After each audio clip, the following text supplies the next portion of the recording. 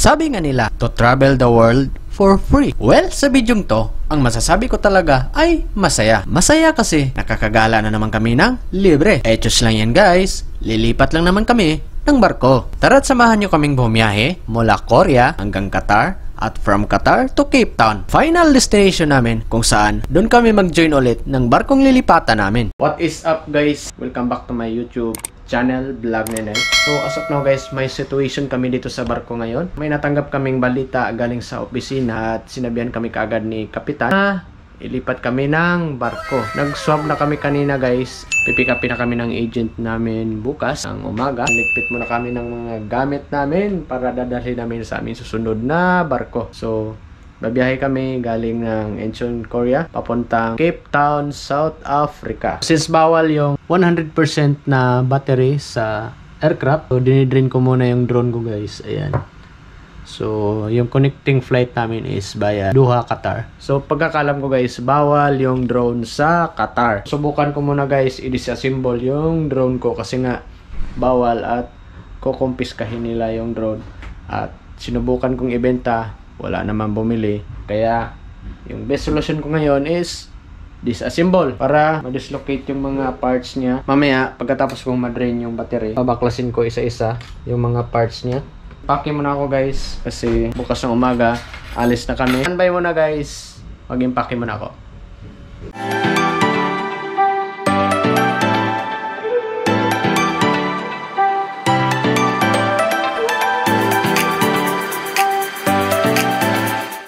A few moments later. What? Bruh. Cabin red to, cabin red, cabin red. Sasama ka rin naman sa akin. Nagbablog ka na naman. Ayun guys, so nang ipake na siya guys. Sana all pa ulit. Ganda ng rumos mo. Pwede makicharge bukas. Ayos talaga. Laki oh, pwede na pangatok. Pwede na pangatok na. Wala dyan. Pake na siya guys oh. See you tomorrow. The next morning. Bye-bye, Papa Toms! Magpaalam muna tayo sa taga-kusina! Ayan! Woo! Ingat-ingat, see you next shift, see you next shift. Paalam muna tayo sa kusina, ayan. Till next time. Yan, yung mayor naming gwapo! Ingat-ingat, see you Ayan, next anong shift. palaman niya yun? See you next shift, see you next shift. Yung miss ko na ingat-ingat. Bye-bye! So ayan, nakapagpaalam na tayo sa kusina. Siyempre, huwag natin kalimutan guys na magpaalam sa department natin. So puntahan natin si Boson. Actually guys, nakapagpaalam na ako sa official namin guys. Paalam muna tayo kay Boson at sa mga kasamahan natin sa trabaho. So guys, paalam muna tayo kay boss. Ito yung boss namin guys. Ingat kayo ha sa bagong barko nyo. Hirap talaga guys pag lilipat ka sa ibang barko kasi panibagong pakikisama, mag-ayos ng mga gamit. Yan, good luck sa amin guys. Ang sarap sa pakiramdam guys, yung pababa ka na sa gangway. Well, hindi pa ito ang huling yugto. May naghihintay pa sa kabilang barko. Don't worry, hinihintay ka na ng karelibo mo at trabaho mo. Nandito na kami ngayon sa loob ng sasakyan.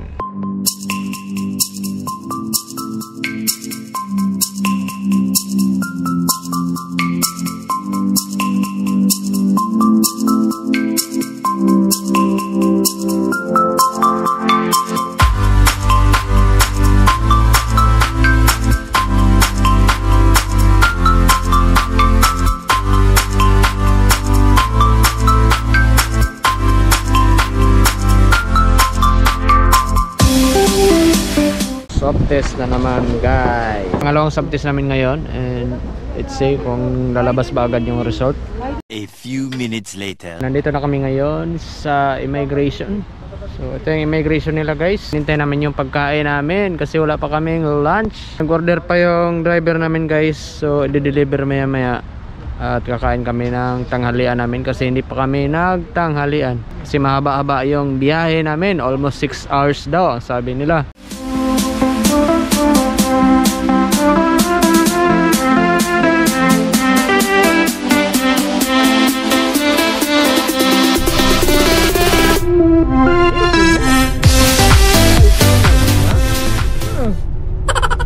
1 hour later. Guys, stop over kami guys kasi bibili kami ng mga pagkain. Kasi mahaba pa yung biyahe namin. And look, bili kami ng tubig. Tara.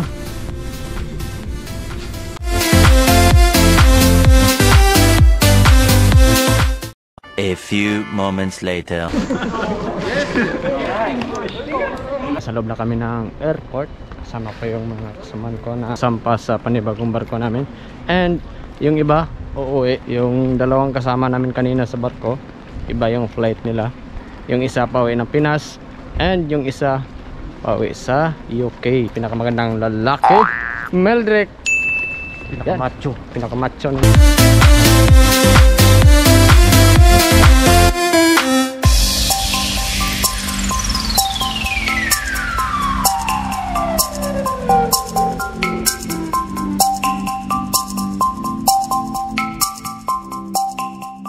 May konting problema kami ngayon regarding sa flight namin. And ayan, sinisettle pa nila.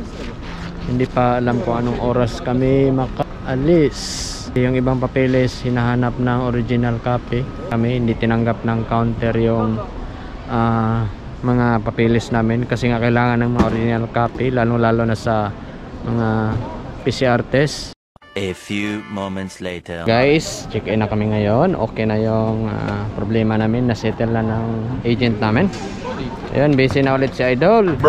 Papa Alex. Si Opa. Yung pinakamagandang lalaki, Marlo. So, ayan na sa loob guys, yung bagahe ko. Kunin mo! Kunin mo! Kunin mo! Hindi na makuha yun. Oh, nagutom lang ka kasi. Gutom na kasi guys. Oh. Hindi, wala pa kaming kain. Wala pa kaming kain, gutom pa. Inuna pa yung check-in namin. Pagkatapos ng check-in namin, and then go. Kain na kami.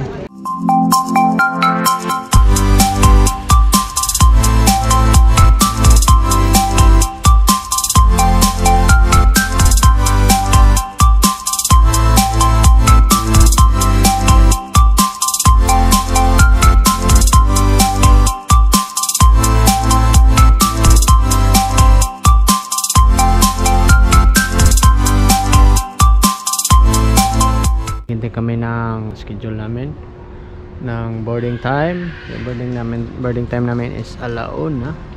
So silipin muna natin yung mga tropa natin kung ano nang nangyari sa kanila. Ayan si third engineer namin guys.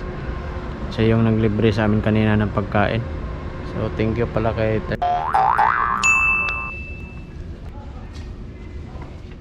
A few minutes later. Boarding na kami guys. Bound for Qatar.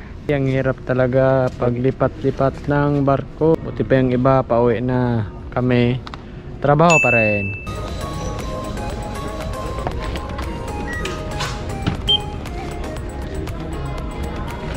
Okay, thank you.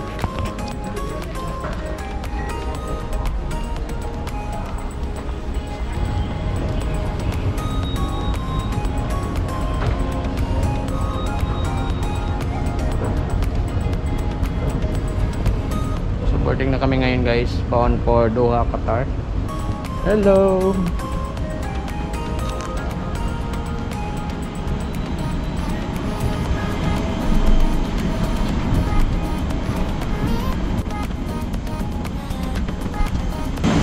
Good morning. Good morning, Mr. 45A. Valenzuela. Yes. Alright, this way please, enjoy your flight. Thank you.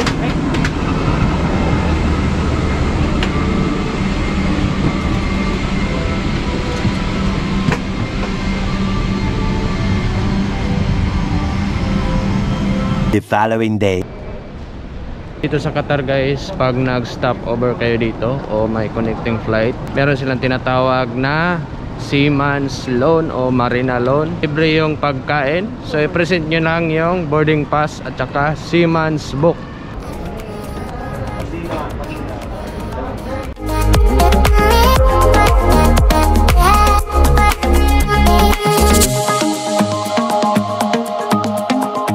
Uso yung kanin dito guys. Walang rice talaga dito. Actually busog ka naman kasi bawi ka naman sa mga gulay-gulay. Kung hindi ka sanay, wala, hindi ka mabubusog. Pero sa amin, busog na kami. Di ba daw? Oo.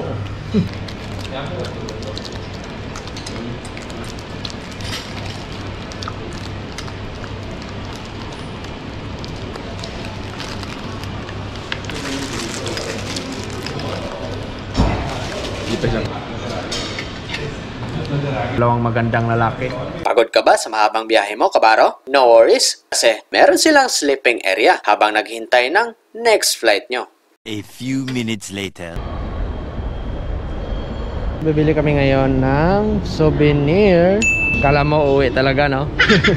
Bibili ng mga pasalubong, no? So, hanap kami ng mga souvenir ngayon. Dito ka. Ay, ang lamig.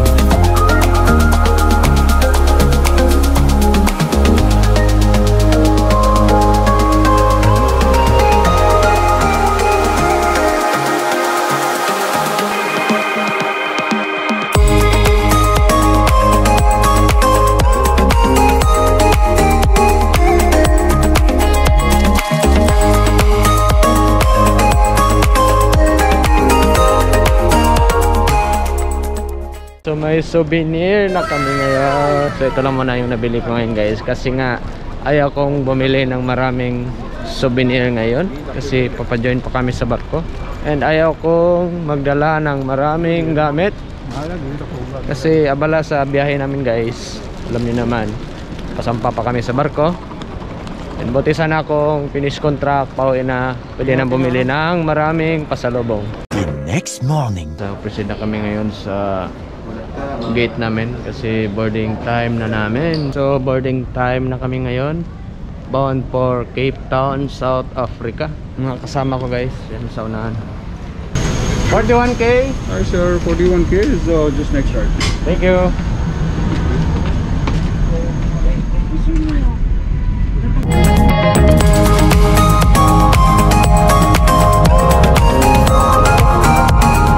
Much later. We just arrived at Cape Town, South Africa. So proceed na kami ngayon sa releasing sa baggage namin guys.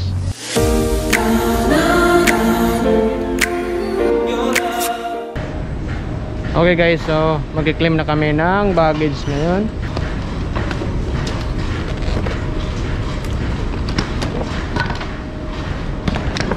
Punta na kami sa labas ngayon kasi andun na yung agent namin.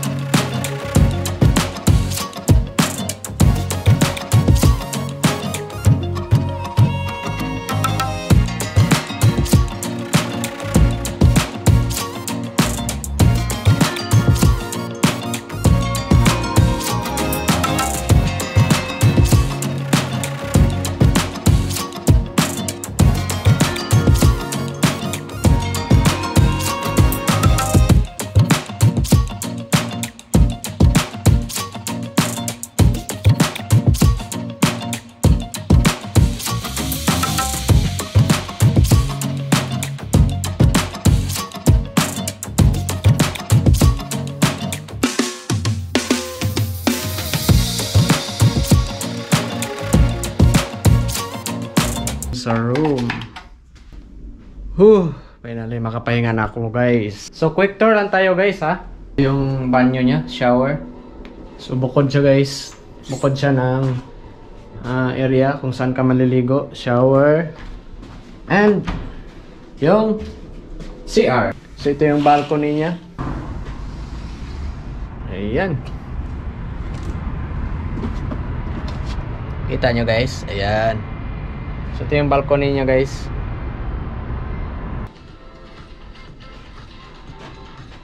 Ay, pahinga muna tayo guys dahil Lunes pa darating yung barko namin. Mag-ipon muna tayo ng lakas. Salamat sa inyo guys at dahil andyan kayo palaging nakasuporta sa akin. Yun na lang muna guys, magpahinga muna tayo guys. See you tomorrow. God bless at matutulog muna ako.